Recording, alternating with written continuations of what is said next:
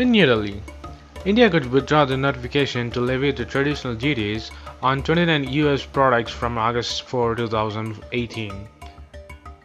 If both sides are able to resolve the difference over the tariff before the date, official source said that after the 3 rounds of talk with the representatives of US administration in New Delhi, the two sides will also come up with a white paper at a meeting next month on Washington on issues that can be resolved over 6 months to 3 to 4 years.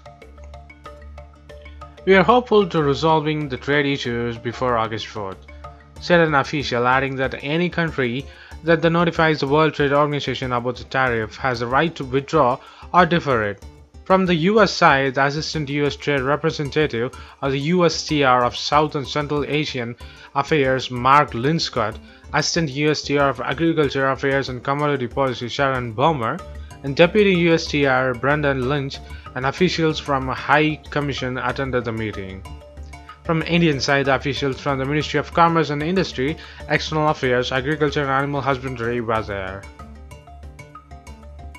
India and the US have been involved in a tit-for-tat action or the bilateral trade in the last few months, even with China and now to be Canada in the battle.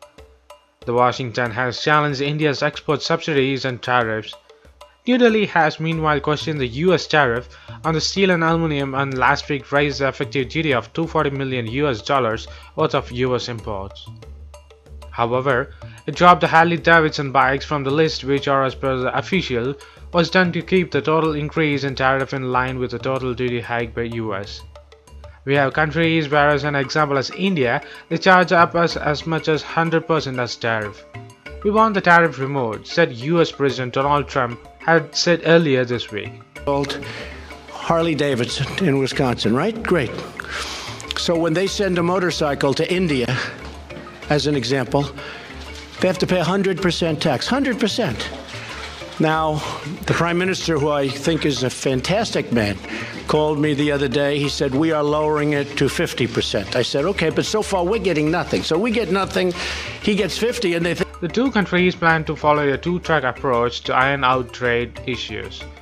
The first is to resolve the immediate concern in the short to medium term, and other pertains to expanding the bilateral trade in the long run.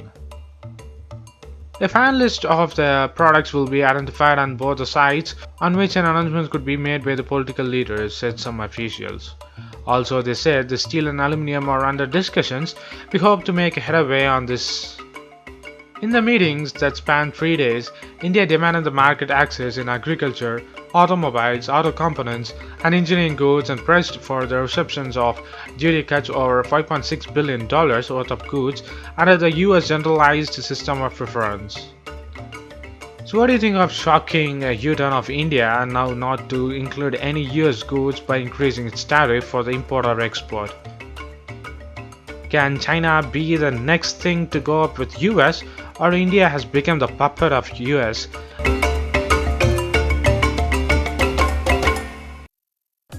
In Mumbai, the US Treasury has said that it would keep a watch on India's increasing foreign exchange reserves as the main trade continues to accumulate the dollar to arrest the appreciations of the rupee. The Treasury will be closely watching or monitoring India's foreign exchange and the macroeconomic policies, said the Treasury in a report titled Foreign Exchange Policies of Major Trading Partners of the United States. The report was submitted to the US Congress. A watch does mean anything adverse or positive at this point, but it could become a point of discussion whenever there are negotiations on the trade-related matters between the world's two biggest democracies. Over the first half of 2017, there has been notable increase in the scale and persistence of India's net foreign exchange purchases, which has risen to around $42 billion over the 4 quarters through June 2017. India has a significant bilateral goods trade surplus with the United States, totaling of $23 billion over the 4 quarters through June 2017, said the report. Treasury has established a threshold for the 3 criteria that determine whether there is a need for enhanced analysis and vigilance of any country's foreign exchange policies. These include the bilateral trade surplus, with the United States of at least $20 billion and a current account deficit of 3% at least of a gross domestic product with the US. Furthermore, the persistent one-sided intervention occurs when net purchases of the foreign currency are conducted repeatedly and it totals at least 2% of an economic's GDPs over a 12-month period. India is very close to meeting this criteria for the fourth quarters ending June 2017, with the net purchase of foreign exchange or foreign currency slightly below 2% of the GDP, said the report. The Reserve Bank of India has been aggressively intervening the currency market in the recent past to arrest the steep appreciations of the rupees against the dollars. Currently, as of October 6, 2017, India's foreign exchange reserves were $398 billion after having crossed the $400 billion mid-September. But if one factor in the RBI's forward market purchases, India's reserve could be well over $420 billion, estimated economists. Reports aim to highlight US concerns on protecting American workers and companies and create a level playing field when competing internationally. It also looks to monitor economic policies closely to ensure that the trading partners do not indulge in the unfair currency practices. So what do you think of US so concerned about India's growing economic over the US dollars with the rupee? Do you think India can surpass the US dollars and rise up with the global economy? Prime Minister Narendra Modi of India today told us US President Donald Trump that both countries can rise beyond the bilateral ties and work jointly for the future of Asia, reflecting their growth convergence on the strategic issues in the Indo-Pacific region.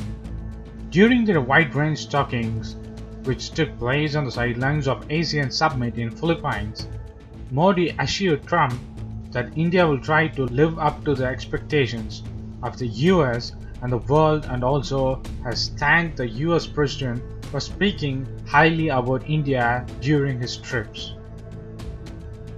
The meeting came a day after the officials of India, the US, Japan and Australia held their talks to give shape to the much talked about the quadrilateral alliance to keep the strategically important Indo-Pacific region free, open and inclusive.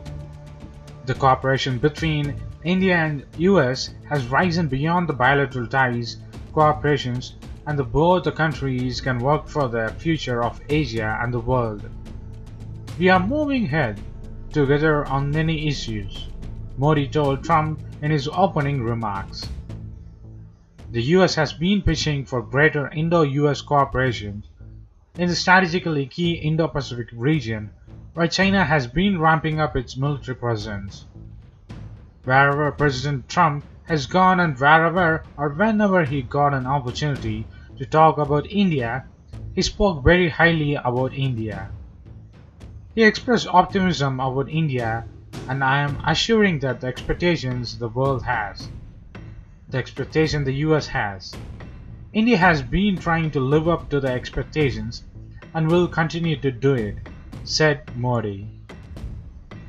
After a 45 minutes meeting at the Sofitel Hotel where Trump is staying, briefing reporters later, Foreign Secretary S. Jaishankar described the meeting as a cordial, constructive and very comfortable conversation on bilateral, regional and global issues. He said the meeting was mainly focused on economic issues, including trade and investments.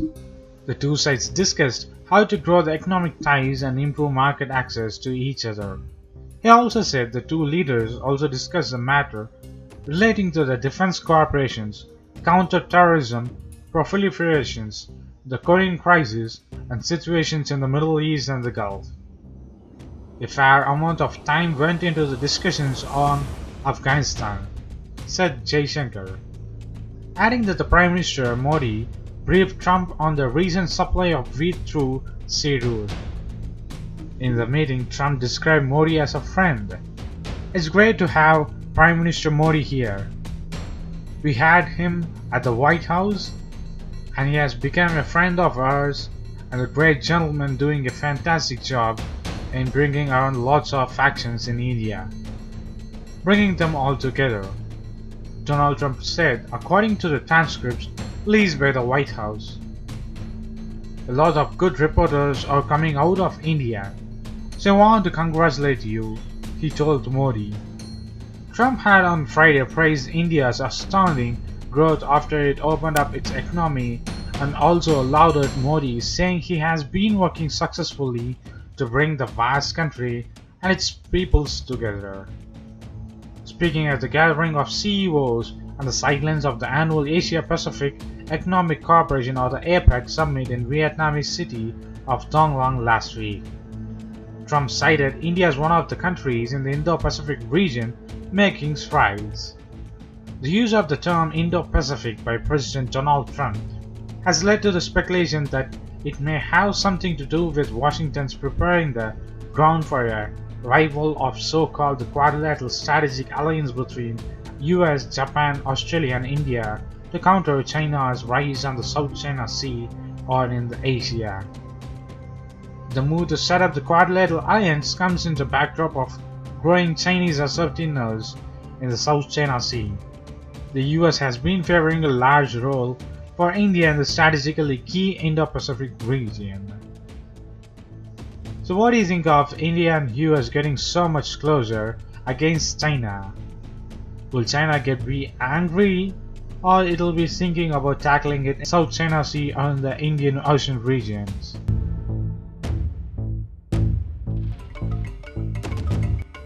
Post your comments below, and if you like this video, please give a thumbs up and follow us on social networks and subscribe to our channel.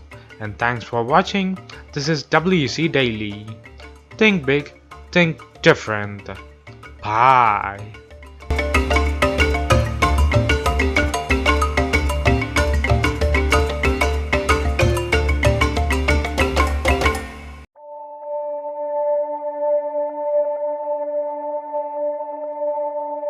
You